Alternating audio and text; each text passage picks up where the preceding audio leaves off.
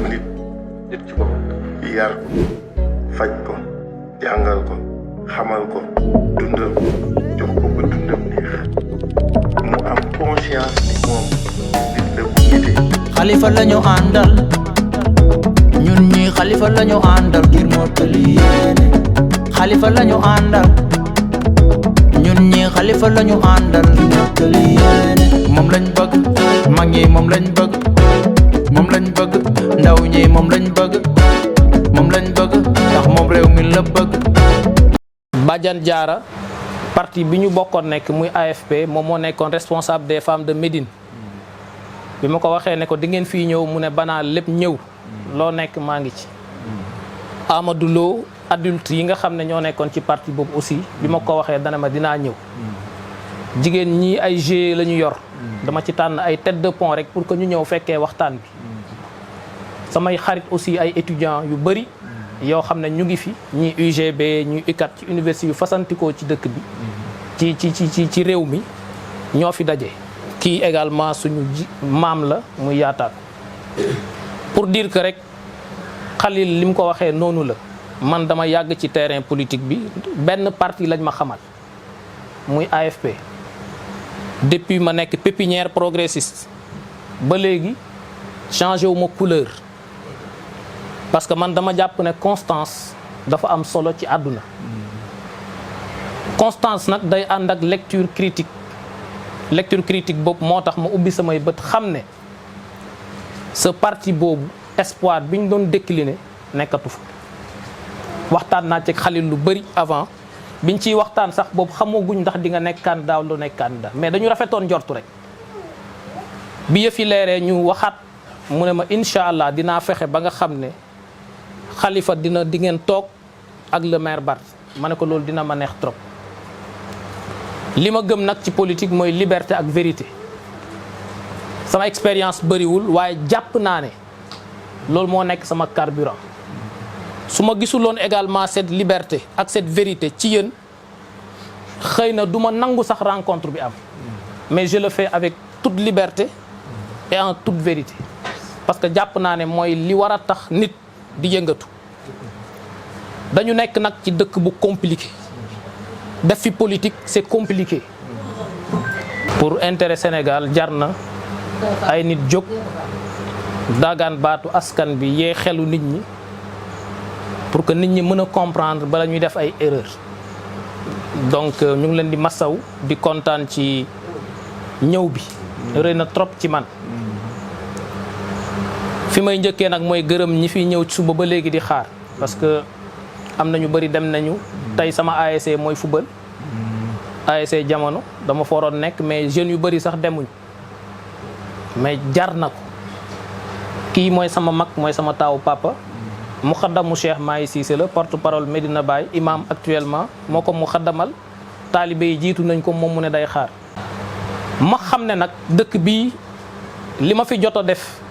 ci liggéey ci mouvement associatif ci citoyenneté nekk fi aussi jàngalekat boo xam ne ci lycée boo xam ne lycée bu mag la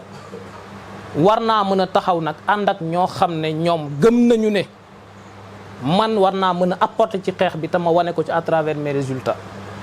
loolu nag dafay laaj taxawu ni ñu waxee taxawu Sénégal noonu aussi la Kër Madiabel laajee taxaw bu mag sëkk parce que ku fi bëgg a nekk jàkkaarloog Moustapha Niass jàkkaarloog Serigne Mbaye Thiam jàkkaarloog Abdoulaye Diatta jàkkaarloog ñi fi nekk ñëpp dafa laaj kooku ñu jàppale ko bu baax parce que ñoom duñ bàyyi dara te dañuy fexe ba nga xam ne dañ lay réduire au néant. xam naa li ma mën ak samay capacité xam naa nit ñi également fi ñu ma teg te gëm naa ne le projet là ñu nekk di ci waxtaan le projet bi ñuy porté nii jàpp naa ne dina aboutir te bu aboutiree kenn duñu ci ëppale parce que jàpp nañ ne on le fait pour le Sénégal. donc liñ leen di ñaan rek mooy ngeen gën ñu jàppale pour que ñu gën a mën a wéyal suñu liggéey bu ñu xasee engagé wu on s'engage à fond ñun xamuñu ay demi-mesure ñi ñu ànd ak aussi xamuñu demi-mesure mais politique gu Kër Madiabel moo bindoo noo xam ne pour nga jàkkaarloog ñoom dafa laaj aussi ñu lay bàyyi xel xam ne buñ la seetaanee mun nañ la ree te man bugguma kenn reem samay mbokk dañuy pare samay xarit dañuy pare samay soppe dañuy pare damay dem ci terrain bi ak ñoom en toute responsabilité avec tout le courage qui s'y est loolu moo tax ma bëgg liggéey ak yéen waxtaan naa ceeg Khalil lu yàgg lépp ci principe lépp ci ngor lépp ci loyauté lépp également ci dignité donc loolu laa ne woon dinaa ko wax kontaan naa ci taxawaay bi kontaan naa ci teewaay bi trop su ma xasee joxe sama kàddu nag pare naa ci wax naa fi ne benn parti laa xam c'est l'AFP am naa fay responsabilité yu bëri yoo xam ne sama xeex rek moo ma ko may bi ma nekkee étudiant même chose ANEP secrétaire administratif maa ko doonoon bi ñu nekkee Benno Siggil Sénégal mouvement étudiant également ma taxaw ci taxawaay bu am solo ba ñëpp ràññee ma ci bi ma ñëwee fii également affecté ma fi depuis 2011 en tant que professeur de lettres arrière ma xooluma luñ ma defal luñ ma defal je fonce parce que jàpp naa ne je me bats au quotidien pour la communauté ce combat pour la communauté nag dañ koy def pour jigéen ñi dañ koy def pour ndaw ñi je suis le président du conseil communal de la jeunesse de Kër Madiabel je suis le président de la plateforme nationale des clubs changement climatique du Sénégal tey kuréel googu rek am na 22 clubs yoo xam ne ci Sénégal ñi ko diite ñëpp c'est des jeunes leaders yoo xam ne tey mën naa dara ci ñoom loolu c'est un atout majeur tey pour que ma apporter man sama contribution ci fi ñu jëm je le fais avec un cœur très ouvert parce que je le fais pour le Sénégal donc Khalil j'ai été un peu long xam naa ne yoon bi gudd na war ngeen dem feneen mais je tenais vraiment à dire ça devant yéen ñi di leen dénk sama bopp ci li ma wax parce que Kër Madiabel c'est une zone particulière te dama fi war a am dara dañ fi war a gagner te pour ñu gagner nag engagement baax na courage baax na xam-xam baax na stratégie baax na mais dañuy gunge te man loolu laa gëm boo nekk ay mag yu am xam-xam am ay xalaat am ay orientation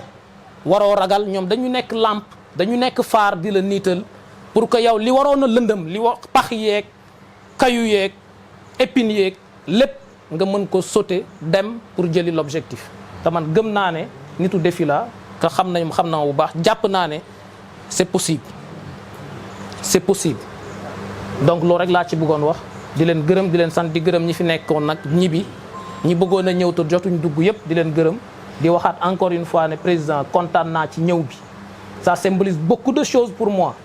monsieur le maire kontaan naa ça symbolise beaucoup de choses pour moi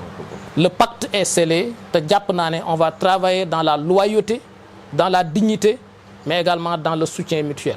donc loolu rek laa ci bëggoon wax Khalil di leen gërëm di leen sant. Président Khalifa Sall monsieur le maire Barthélémy Diaz ak délégation bi ngeen ànd ak yëpp ngi dalal tam monsieur Ka professeur un gars très responsable di kontaan bu baax seen teewaay fii bu fekkoon ne dañ maa wax ñi fiy ñëw nattuma niñ mel ba peese leen bañ am poids maa ngi gën ci yàlla ne buñ ñëwee buñ amut poids duñ ma fi fekk ndax dañu waroon a dem gàmmoo jiwaat waaye biñ ñu waxee ñii ñëw ñu natt leen ñu xam seen dimension intellectuelle ak seen gëdd ci réew mi ak seen bëgg ak seen dogu moo ñu def yitte ñu toog xaar loolu bu fekkee ko pour mën a dem waaye li ci gën a ëpp solo mooy kii nga xam ne jëmm ji suma rakk la moo topp ci man ñoo bokk ndey ak baay li ma gën a marqué ci moom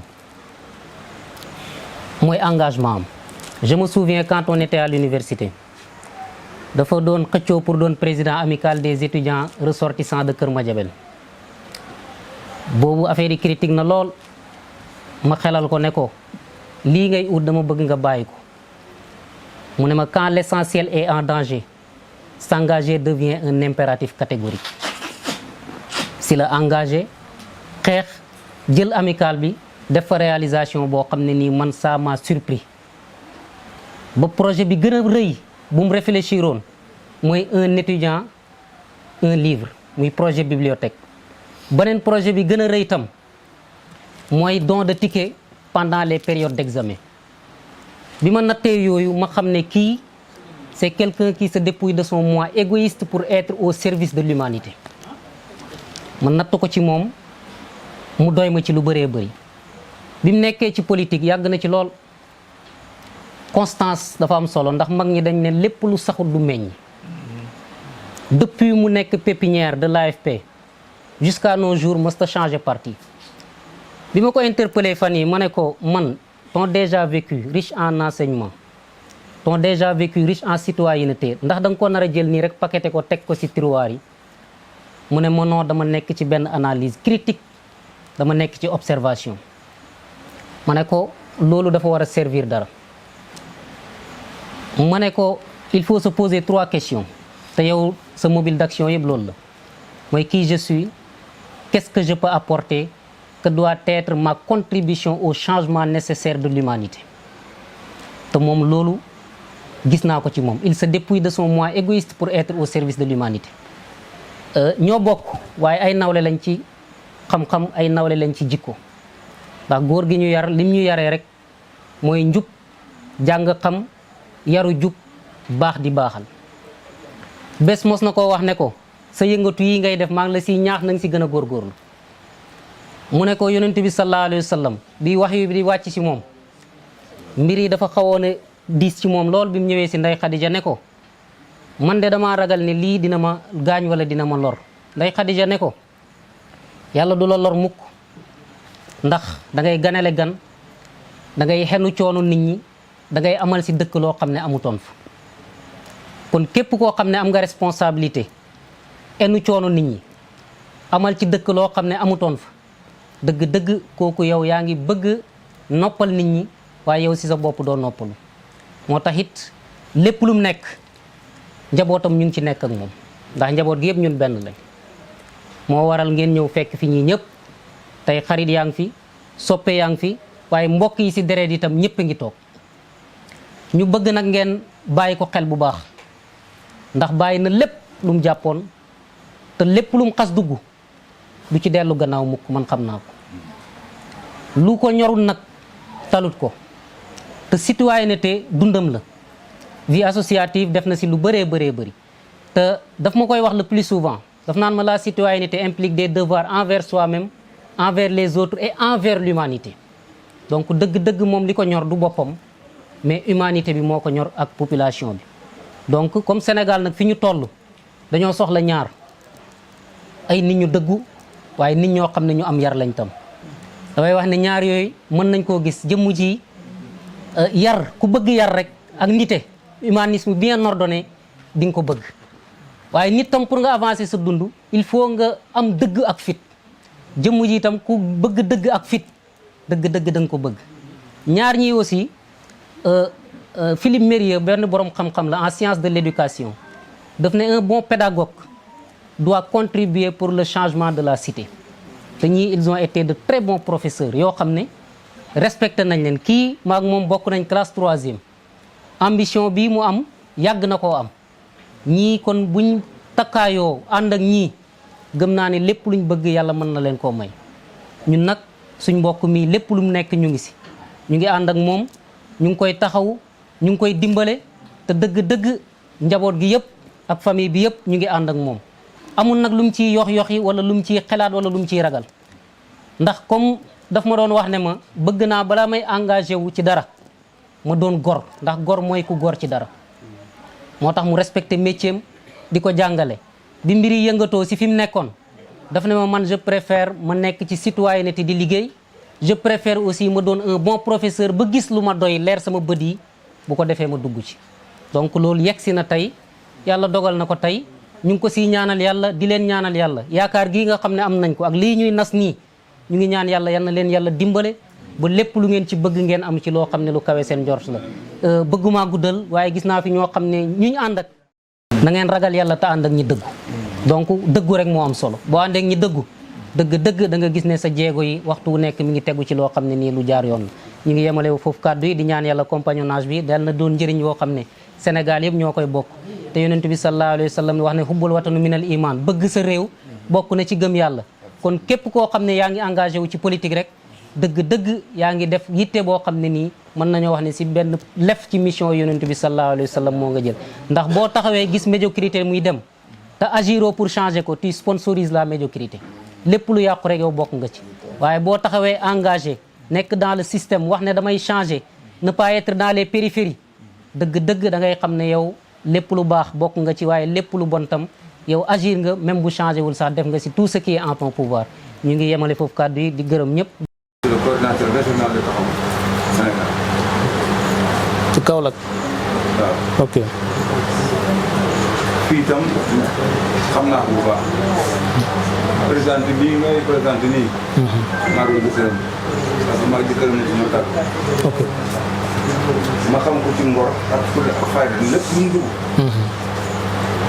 ngor lu ci duggee fulla ak fayda. yow c'est la première fois ñu jàkkaarloo maa yow. mais à travers les médias. maa ngi lay suivre bu baax. ci rajo affaire waaw day def ay participation ay communication am solo. jërëjëf jërëjëf. tu es un politicien, tu es un intellectuel, tu es naturel comme Dieu. li nga ko waxee tamit ñun dara moo ko ñu fi parce que fii lañ koy ñu xam nañ li ko xëy. yaakaar naa nag kii toog ñu tey.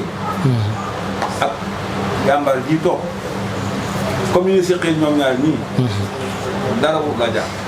incha allah. parce que ñu am ngor la ñu am fit lañ ñu am fayda lañ ñu bëgg Sénégal kenn ci ñoom xam lu wor kenn ci xam lu def lu bon ils sont fidèles en amitié c'est de très très grands responsables suñu yàlla bëggee Sénégal en 2024. Khalifa Ababacar Sall bii la ñuy jox parce que jullit la. kor la nit ku am fulla la nit ku am fayda la tey na te ragalu noppi na te xam na lu bari. te réew mi toll na foo xam ne yéen xam ngeen ne Sénégal tey fi mu toll il faut un homme équilibré bu mën a ñëw ba lii am tàggalu kër diine yi. ba ñu saaga téléphone diine yi di leen toroxal di leen wax lu bon di leen wax lu ñaaw kër yi bañante ba nga xam ne dootu politique parce que politique adversité même affaire noonu te li xew léegi fi nekk ni noonu la dootu sa affaire politique. si. loolu nag fokk mu am nit un homme d'état comme expérience. si. ma ne ñoo redressé loolu yaakaar nañ ko si moom Bart bi mu àndal nag. kii kuy xeex gis ko ci sa kanam sax fit daal. si. nañ xeex suba Bart li mu ne ci xeex bi laa bokk. tàngoor de mosu ñoo jóg ñu ngi dem la muy njëkk wax moo ne uy Bart ñu ne dem mu ne non on ne parle pas tant que Bart n'est pas là te loolu fullam ak fayda moo ko xale aussi dañ lay gërëm di la sant ba nga jàppee ci xale ba léegi bàyyoo. yaa ngi ci ADK yaa ngi ci réseau des enseignants yaa ngi ci réseau des cadres loo yaakaar ne soo ko defee xale am ndam yaa ngi ci ak ñi nga àndal nit ku baax. c'est un jeune c'est un intellectuel c'est un espoir pour ñun ñun fi mu nekk on fait de l'âge bu ñu gisee tey par exemple xale yu mel nii yëpp tey suñu xol dafay sedd parce que xam nañ ne dinañ am remplaçant yu mën a taxaw ci place bi taxaw on s'est battu pendant 50 ans dafi kon bu ñu toogee ba gis xale yu mel nii. Bart magal leen. suñu xel dafay def c'est possible. élection bi suñu élection la nous devons gagner cette élection. loolu la Sénégal yi gëm loolu la ñuy bëgg. c'est possible. kon dañu ñu gërëm di leen sant danaa jël sa parce que je crois que moom c'est l'éducation d'Abdou Diouf il est allergique à la climatisation il est allergique au ventilateur. ma ne ko yow lu gars yi di namm yow moom ngay daw mais. ñu ngi leen di gërëm ñu ngi leen di sant ñu ngi njëkk a gërëm notre camarade Khalil Ka le professeur pour sa générosité parce que kuy ànd ak ay nit te joxuñu la dara seexaluñu la dara ngay ànd ak ñoom di daj lu nekk ndax ñoom ñu mën a am ndam kooku góor rek a mën def loolu kon Khalil ñu ngi koy gërëm di ko sant di ko ñaanal tamit yàlla na ko yàlla kattanal mon cher xam nga décision bu nga jël tey nii du ma ko commenter parce que j'ai pris la même décision il y a quasiment 10 ans de cela tubaab nee na l'ambition est le moteur de la vie luy dundal doomu aadama mooy ambition am ambition doon lii ambition mën a def lii ambition mën a contribuer à ça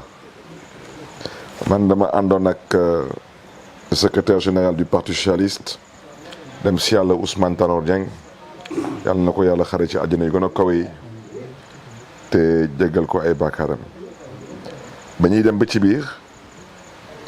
et je pense que je peux dire que relation ba mu amoon ak Ousmane Tanor Dieng je ne pense pas que yow sax amoon nga ko ak Moustapha Niasse parce que man Ousmane Tanor Dieng c'était mon père politique avec Ousmane Tanor Dieng j'ai tout été nekk naa maire ba may njëkk dëkk maire maa ngi ñëwoon ak Ousmane Tanor Dieng nekkoon responsable des jeunes socialistes ba may njëkk dëkk député ci kaso bi laa nekkoon bañ may investir te Ousmane Tanor Dieng moo nekkoon suma leader politique ba may njëkk dugg ci bureau assemblée nationale amoon rang et avantage de ministre Ousmane Tanor Dieng moo nekkoon suma kilifa wante ba ma demee ba politique bi commencé di ñëwoo leneen ma ne man lii xawma lii parce que kenn yaruma ci lii parce que ba ma ànd ak moom ba mu décidé que ñun nangatuñu am ambition parce que moom mënatul wala bëggatul que ñun dañu nar a doon un mouvement de soutien je me suis dit man wax dëgg yàlla loolu taxuloon may dugg politique parce que lu mu bon suma pap ku ko xamut tamit amaana mës nga dégg turam te lu mu bon il est responsable d'un petit parti politique lu mu bon il a déjà réussi à se faire élire député tout seul donc su ma àndul ak suma pap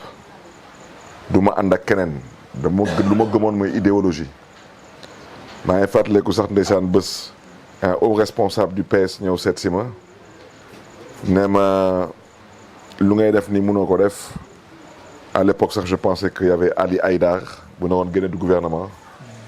il était ministre de l'environnement ñu ñëw ne ma waaw dinañ koy remplacer on pense à toi et tout man na leen man loolu taxuma jóg loolu taxul may dugg ci politique parce que fekke naa suma pap fu mu nekkoon ministre donc man ministre fekkul suma bët lu ma gëm mooy Tanor Dieng c'est mon père en politique suma kilifa la wante idéologie ak ambition moo taxoon ñu jóg di xeex ngir Sénégal on portait un projet socialiste Macky Sall suma mag la suma xarit la wante bokkuñu gis-gis ci politique moom nu muy gisee politique comme étant un libéral ak man bu am formation socialiste bokkuñu gis-gis te peut-être bokk na tamit ci lu tax àndumoon ak sama pap mais amul benn mindeef bi dox ci kaw suuf si bu ma gën a respecté que suma pap ba tey mii je suis le maire de Dakar j'habite chez mon père suma kër papa laay yeewoo du ma fay ndox du ma fay courant du ma joxe dépense voilà donc xam nga te chaque jour damay yeewu di ko xeex di xeex patron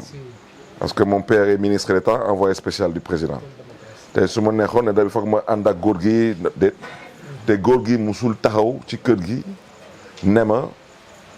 bul wax lii wala bul def lii le seul conseil bu ma góor gi mos a jox mooy Sénégal dafa am nu mu bindoo xoolaatal sa waxin ak sa taxawaay ma ne ko papa la jeunesse on entre dans la vie active avec l'insulte à la bouche nous sommes des rebelles un vrai jeune il traverse la période de jeunesse dans la rébellion parce qu'il découvre la vie il se rebelle parce qu'il pense qu'il est capable de changer le monde mais après il y a une transition vers la responsabilité lu mu bëgg a wax mooy lan mooy ba may jóg di dem ci Tanor di ko delloo le poste de membre du bureau de l'Assemblée à titre personnel ba tey ginnaaw yàlla su ma santé sumay wajur je remercie le bon Dieu d'avoir mis sur mon chemin Ousmane Tanor Dieng parce qu'il m'a formé il m'a formaté wante principe la principe amul tur amul sant amul diine amul tarixa principe la dañu waxoon ñun ay socialiste lañu dañu bëgg ilif Sénégal am projet de société mënuñu dem parce que bëggatoo wala mënatoo kon kenn nagatul bëgg kenn nagatul mën te lu ma gëmoon tamit te ba tey loolu laa gëm mooy ku iñaane sa ndono sa déewin day ñaaw ma ne comme yow bëggatoo dem te suñu biir am na ku bëgg dañ ko jàppale et à l'époque c'était Khalifa Sall et quand j'ai vu effectivement que affaire bi nekkatul politique ça commence à devenir autre chose man j'ai assumé mes responsabilités ma ne Khalifa lu ma gëm mooy je vais vivre des moments très difficiles mais du ma ne lii yëpp yaa tax ma koy gëm du ma wax lii yëpp yaa tax ma koy dund parce que c'est un choix que je fais dama lu ma la fen dama loo ma fen wante yàlla moo dogal ñoo bokk suñu parti socialiste si aujourd'hui le secrétaire général du parti socialiste bëggutul te man suma génération peut-être notre tour n'est pas encore arrivé yow sa bos yow yaa ci gën a fës sa génération nga bëgg dañ lay jàppale et on a payé le prix fort la prison les brimades mais yàlla ci mbaaxam parce que coono du fanaan àll coono du fanaan mu àll tey yàlla moo dogal que Khalifa Ababacar Sall day bokk ci élection présidentielle Khalifa xam nga mënuñu wax lépp mais man un jour je vais écrire peut-être mes mémoires parce que s'il y a eu la coalition Yewwi Askan Wi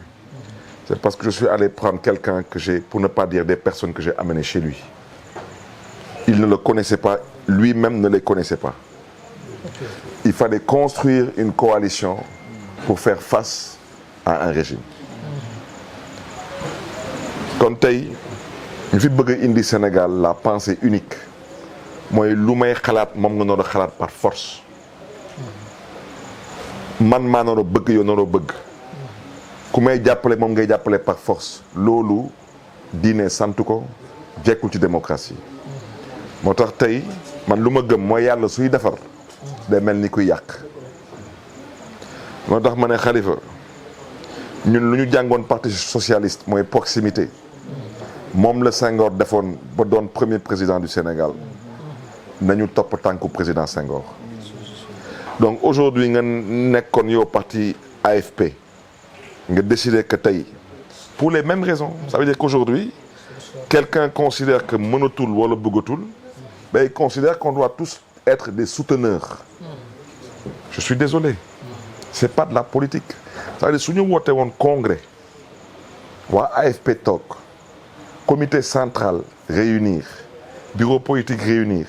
yéen ñëpp ngeen d'accord wala majorité d'accord que lii mooy ligne directrice bu AFP di jël dañuy dem jàppale tel parti wala dem soutenir tel parti boobaa ñu ne d'accord mais ces façons de faire où un leader ne prône que ses intérêts personnels loolu ça ne peut pas continuer nous sommes une génération née après des indépendances nous sommes des hommes libres te fu may daanale parce que nous avons encore d'autres personnes qui nous attendent c'est intéressant parce que moi je suis enfant de professeur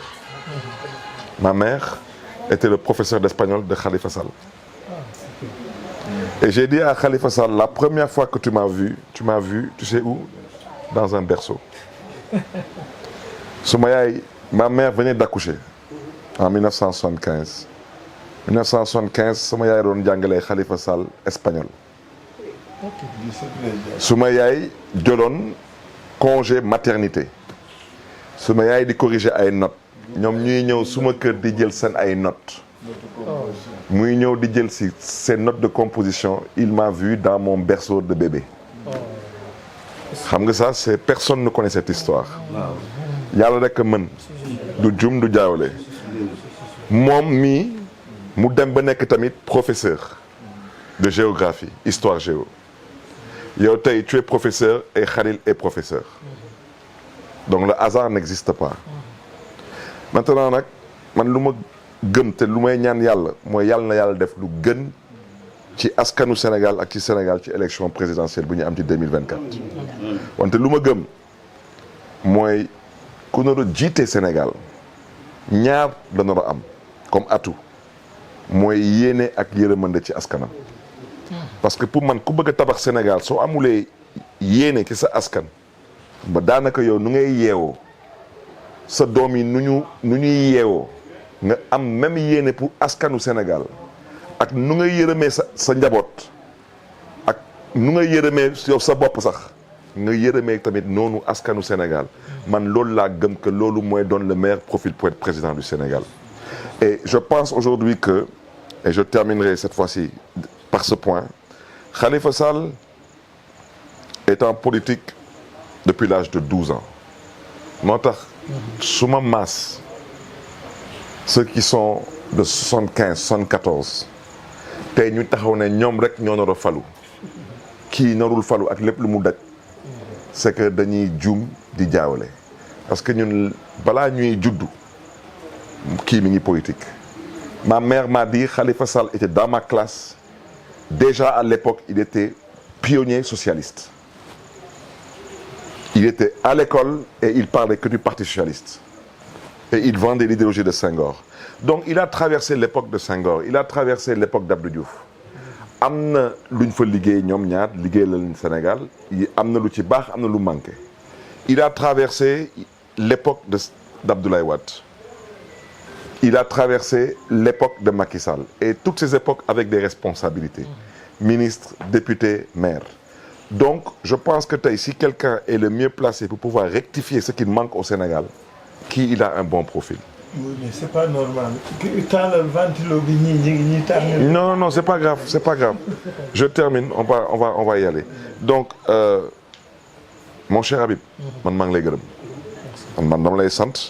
parce que l'acte que tu as posé, c'est d'abord un acte de courage. En fait, j'ai fait l'historique de mon parcours. Et moi, j'ai quitté quand il y avait tout. Moi, quand je rendais ma démission, j'étais maire, j'étais député, j'étais membre du bureau de l'Assemblée. Mais je considérais que c'était pas moi. Man toog naa Assemblée nationale, président Moustapha Niasse di présider, ma bokk ci coalition Benno Bokk Yaakaar, ma bëgg a jóg dem côté opposition pour opposer wu. Ba benn xarit su ma benn xarit ne ma mais yow xam nga yow j'ai même peur que yow même bés boo faloo sax nekk président nga delluwaat ci opposition bi pour nekk di opposer wu à ton propre pouvoir ma ne ko non. mu ne ma tellement da nga nama opposition ma ne ko non ku nekk ak na ko yàlla bindee. C'est-à-dire je ne supporte pas l'injustice. Je voyais des choses à l'Assemblée et je considérais que c'est pas parce que dama bokk ci benn bokk yaakaar je dois fermer mes yeux wala dama naroon noppi. Maintenant bu ci des nag mooy liggéey parce que y a des défis à relever. On a tellement manipulé manipulation bu fii jot a am ci dëkk bi ci ñaar ñetti at yu passé dafa dem ba jéggi dayoo. bëgg a dëkkaloo ay doomu góor fu ñu dëkkul. mooy la pensée unique. te loolu pour ñu mën ko tey renverser c'est à travers une démarche pédagogique, une démarche de proximité. L'objectif c'est de réussir à convaincre sans contraindre d'abord les électeurs que dañuy jéem a fooy seen xel kii fii kenn waru fi kenn warkat amu fi parce que ngay ànd ak ay gor lan ngeen waxante woon nañu doon benn say dem wuti ay mairie def nañ ko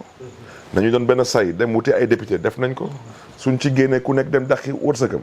ñu génn ci ku nekk dem dàqi wërsëgam yow nga ne déet ñee ay warkat nañu parce que bëgguñu ma jàppale loolu fuñ ko bind fan nañu mës a bind que ñun dañoo noonu jàppale et comme j'ai déjà dit suñu noonu wut warkat du ñoom ñoo bind seen charte Yewwi Askan Wi que kii dafa na ko doon candidat élection 2024 ñu dem ba dugg Assemblée nationale bokk ci benn groupe parlementaire ñu ne dañu indi benn loi pour wote ko pour kii mën a bokk ci élection ñoom ñu jël loi bi attaqué ko ñu dem ba yoon débouté leen ñu ne dañuy voté loi bi pour kii nekk candidat ñoom ñu gedd génn ci salle bi su fi amee workat ñoom ñooy workat kii nag mënul wax nee naa leen nag man wax ji du ma ko raay parce que man ak ñooñu ñoo bokk masse ñoo bokk génération beneen bi ñun lu ñu gëm socialistes yi ñoo créé le Sénégal ñoo tabax Sénégal munoo yàq lu nga tabax maa ngi jégalu nag ci baat yi ñun kenn yaruñu ci gatsa gatsa musuñu gis benn dëkk bu ñuy tabax ci gatsa gatsa musuñu gis fenn fu ay wala safaan mën a indi naataange wala indi développement gisuñu ko fenn lu ñu gëm Senghor moo fi créé les 4 courants à travers lan un dialogue Abdou Diouf moo fi créé le multipartisme à travers lan un dialogue te loolu mooy la fierté du Sénégal d'aujourd'hui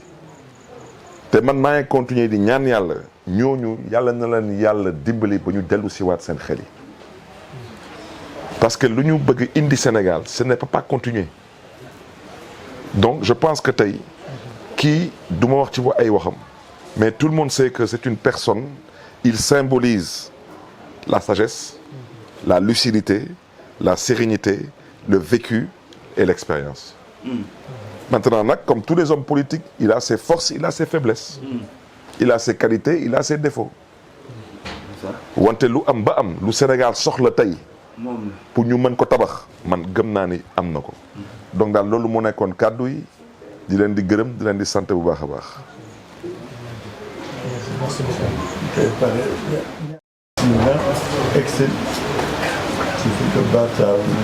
En rappelant tout ça. Donc, c'est un géniteur de Tahaou. Donc, il a payé le prix fort. Il y a un pour gagner. Inch'Allah. Parce que nous devons gagner. Inch'Allah. Donc, un gars de Mahol derrière, Maniko, Bini de 2009 de mairie Dakar. Quel tegulon 10 francs sur nous? Personne. Personne. Karim Wade, il y avait Pape Diop, il y avait Ablaye Wade. ñun ñu jóge fa léegi suñu ñetti pantalon suñu ñaari t-shirt di la baat ni gëm rek a am solo da ngay gëm di wóolu sa bopp et c'est ce qui vient de te rappeler parce que gëm nga yàlla gëmal sa bopp man wóor na mu ren moom ñun ñooy ay ñooy fam Inch'Allah. Inch'Allah. Inch'Allah.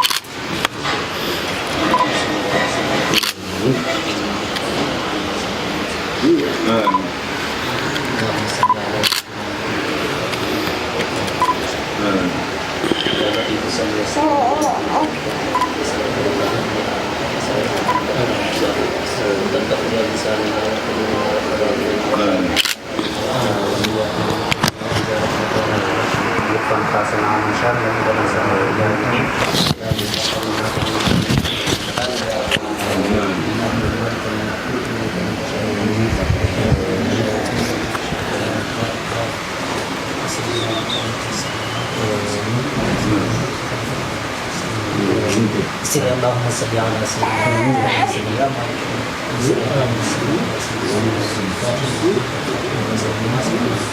والهادي الى صراطك المستقيم وعلى اله وصحبه اجمعين ربك رب العزه عما يصفون والسلام على المرسلين